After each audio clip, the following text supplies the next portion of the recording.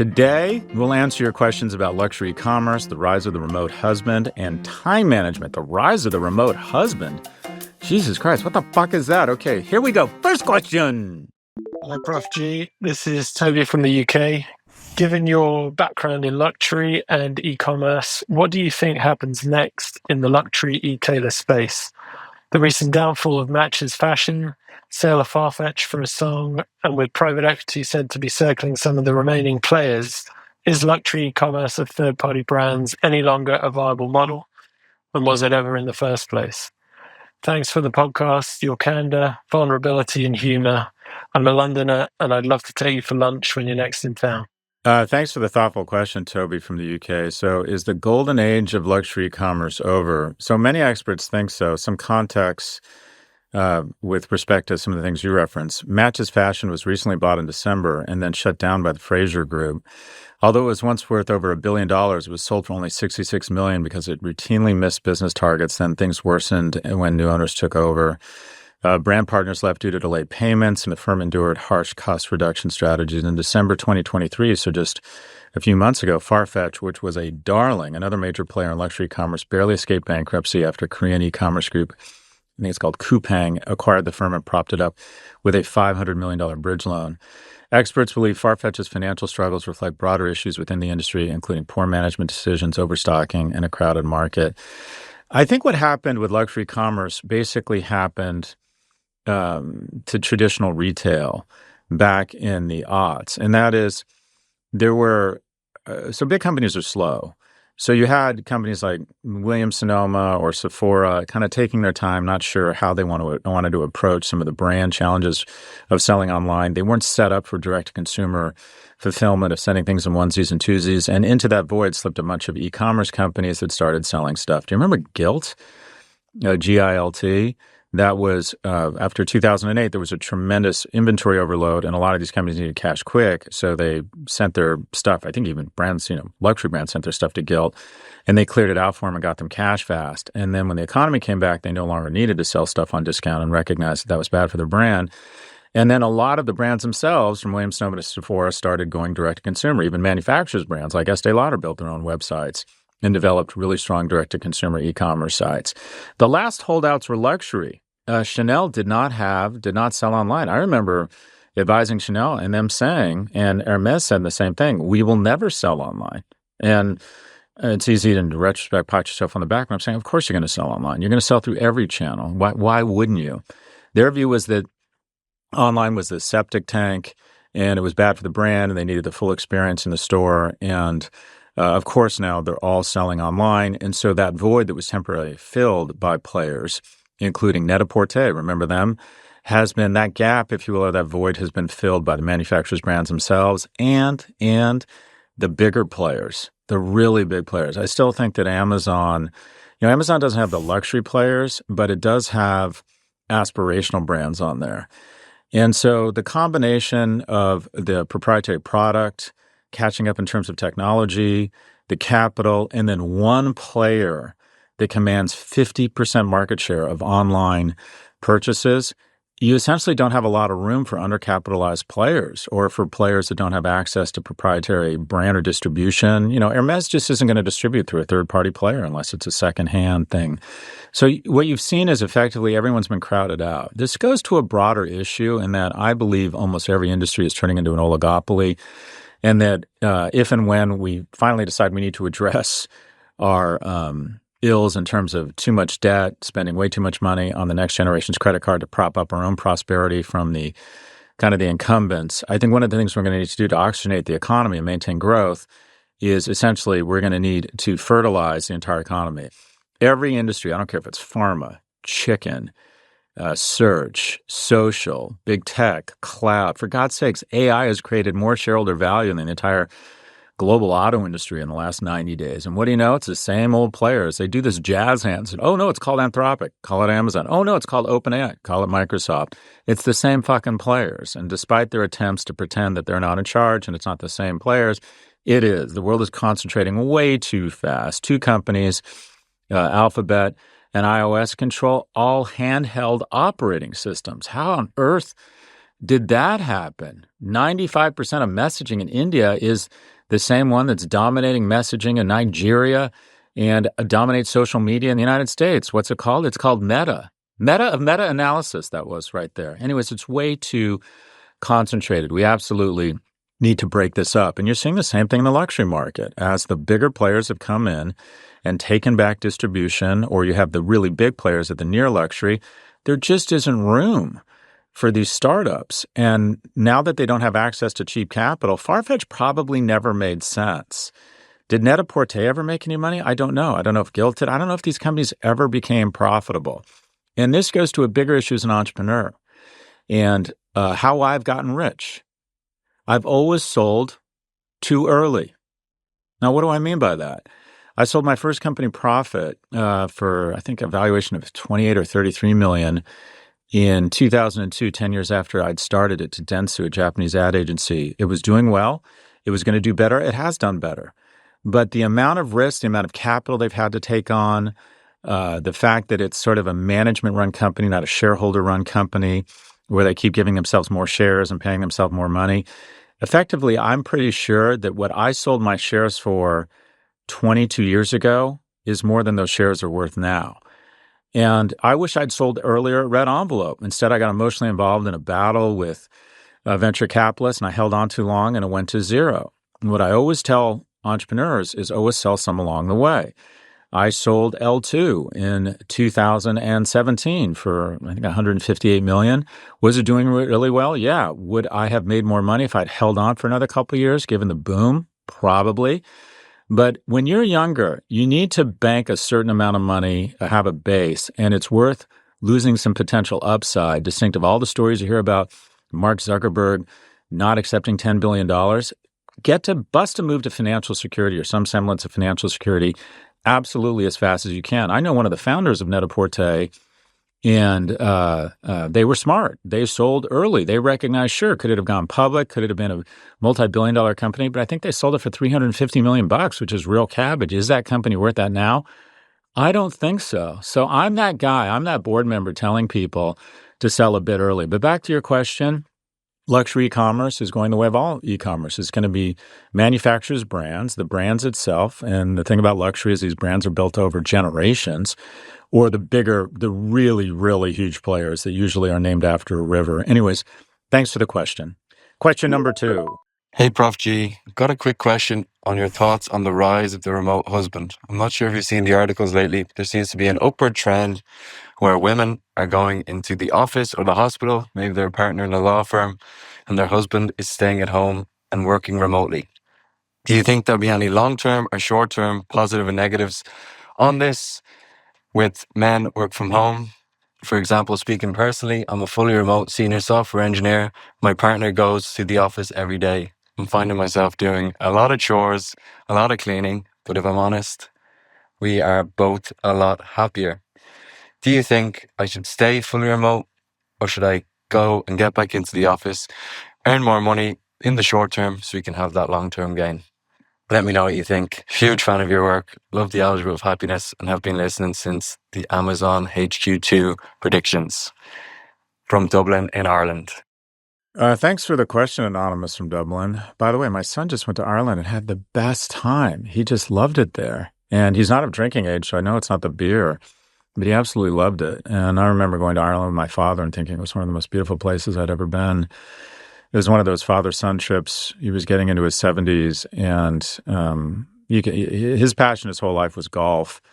And so I thought I'll take him to Ireland, kind of some of the better courses in the world. Anyways, little walk down memory lane. So a new trend is emerging, the rise of the remote husband. Why is this happening? Men and women tend to specialize in different kinds of work. According to The Economist, men are often found in industries including computer science, engineering, while women dominate teaching and nursing jobs. And although professions including law and medicine have historically employed more men than women, that's changing. Now more women than men enrolled in law school and medical school. These industries where women are outpacing men typically require in-person work. On the other hand, industries including coding, technology, architecture, engineering, and business jobs that attract more men report high levels of remote work flexibility. A McKinsey survey revealed that 38% of working men had the option to work remotely full-time, while only 30% of women have this option. Also, about half of women surveyed reported that they cannot work remotely at all compared to 39% of men. Okay, so this is somewhat situational. I don't think you said whether or not you have kids. So in sum, I think remote work is an unbelievable unlock for certain cohorts. There's some nuance here. I'll start with my favorite topic, me. Remote work and the comfort with remote work, or a cultural shift in the acceptance of remote work, has been an absolute game changer for me. Best years of my life, COVID. And I feel self-conscious saying that, but it was more time with Netflix, more time with my kids, and my stocks skyrocketed in value. And I built a studio. My tech guy's a genius, Drew. He built an incredible remote studios in all my homes. And he comes in via the cloud. He sets them up, basically such that if I'm doing a TV hit or a talk. And back then, all of these companies were trying to keep people together. So they were doing remote talks. I made great money. It was amazing for me. Again, another transfer of prosperity and well-being from poor people who had to load up their Diet Cokes and their diabetes medication and then head out into very dangerous environments, driving an Uber or waiting on people who they had to remind to put up their mask back on. But if you were an incumbent, you already had some money and you could do remote work, COVID was much less damaging on you than the rest of the population, kind of the services population. So what do I think? I think that remote work is a tremendous unlock for caregivers. And I would like to see a new classification of worker called the caregiver, who is taking care of kids, taking care of aging parents, and maybe even taking care of their own mental or physical health, who does make the kind of money where they can be close to work. I think a special accommodation and investment should be made such that those people can work remotely. Now, here's the nuance here. It's a fucking disaster for young people. Why? Especially men. They need the socialization. What happens when you pull kids out of school? They come off the tracks. They need the socialization. What happens when you sequester a dog? What do they tell you when you have a dog? You take it to the dog park to socialize it. Well, guess what? You're not young men and young women aren't puppies, but they're adolescents and they need socialization. When I went into Morgan Stanley at the age of 22, I absolutely needed to do that. I needed to learn how to get up at a certain time every morning. I'd had some of that because I was an athlete, but put on a tie, look presentable. I used to get pulled out of meetings all the time, and it was a wonderful thing. And my boss would say, don't say that, or don't be a fucking idiot. Or occasionally might say, do more of this. You need the socialization. You need to learn how to read a room. You're also going to make fantastic friends. You might even find a mentor. And you're 38% more likely to be promoted when you're in the office. Why is that? The decider always has 3 candidates for a promotion, and he or she will make that decision based on who they have the best relationship with, and relationships are a function of proximity. So the person they've had coffee with, the person they see physically working really hard, the person they see that's a good culture carrier, the person they see who dresses well and works out, which reflects discipline. And if you think I'm fat shaming, well, okay, fuck me. So that's the bottom line. It reflects discipline to be in good shape. It reflects a certain level of attention to detail to look presentable every day. It reflects a certain amount of discipline to get in the goddamn office. So it's a conversation with your spouse, right? What are the trade-offs here? Because there is a trade-off. You will lose some professional trajectory. You will lose some opportunity to develop relationships that will pay off later in life by being remote. Having said that, I get that it's accretive, especially with kids, especially if you're a caregiver, especially if you're managing issues around your own health. But be clear, my brother, you can have it all, you just can't have it all at once. Thanks for the question. We have one quick break before our final question. Stay with us.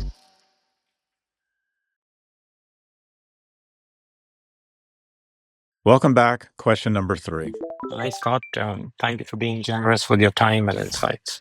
My name is Arun, and I'm calling from Singapore, a place I'd love to hear your thoughts on. You juggle multiple demanding roles: a father, professor, author, public speaker, and many more. In each role, you masterfully blend effective storytelling with rigorous data analysis, making your points both relatable and memorable. It's clear you've invested much time in refining your approach. And while you've been very open about the algebra for wealth and how to go about it, I'm curious, how do you manage your energy and time to perform so well across these capacities? All the best for your new book. Arun, thanks so much. People are under the impression I'm much more productive and I work a lot harder than I do. So I'll come back to that. But first, Singapore. I think Singapore is just an incredible inspiration, just a model Anyways, so I do juggle a lot, but the reality is people are constantly come up to me and say, how do you produce all this content? And I love your sketches and I love your content and you must work around the clock. And no, greatness is in the agency of others. What I am good at is finding and retaining really talented people. And the way you do that is that loyalty is a function of appreciation. And you try and be thoughtful about what they want from their career. You try and coach them. Sometimes that's giving them, I don't want to call it tough love, but most of the time, especially with young people, it's watering them, putting them on a path for economic security, trying to show that you have a vested interest in their success and that your success is directly connected to their success and vice versa. But if you can do these things and build a team, you can just get incredible leverage. So I think we do 5 podcasts a week. We're doing a book about every 18 months. We'll do, I think, $3 million in speaking fees this year with presentations that are very rigorous and deep. We have a really strong production team. We have, tech people, video people, editors. So the key is finding leverage on your time. Now, that's not possible for all people. What you want is, obviously, you have to be in the part of your career when you're a younger person is you're providing leverage to someone else or to another entity, or you're using a platform for greater leverage called JP Morgan or Google.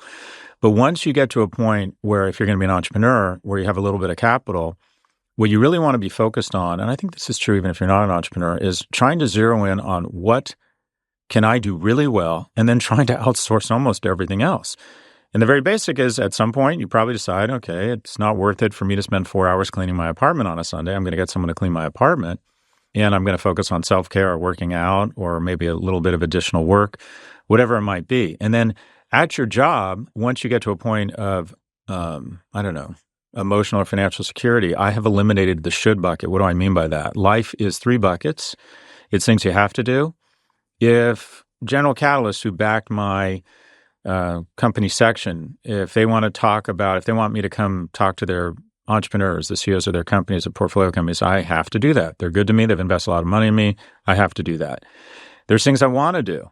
I want to walk around Soho. I want to go to Equinox later and work out. And then there's things you should do. And you spend most of your life doing should, right? I should go to my friend's daughter's wedding. I should go to this networking event. I should write an article for this to try to make a small investment. Well, I've gotten to a point now where I've eliminated the should bucket. I just think to myself, okay, is this something I need to do or I have to do or something I want to do? And then I eliminate everything else. I have someone else dress me or at least pick out my clothes. I have someone else plan my diet. I have someone else managing my calendar, setting up everything. I haven't planned travel in years. That's a position of luxury. But to a certain extent, as soon as possible, you want to begin taking as much off your plate as possible once you identify something you are really good at, and then double down on that one thing. And then when you get really good, you'll start making more money. And then what are you going to do? You're going to reinvest in people who provide leverage to you. People think it's me producing this content. Prof G Media is 14 people. It's 14 people, and we get leverage on that. Books, speaking, podcasts. Greatness is in the agency of others. That's all for this episode. If you'd like to submit a question, please email a voice recording to officehours@profgmedia.com. Again, that's officehours@profgmedia.com.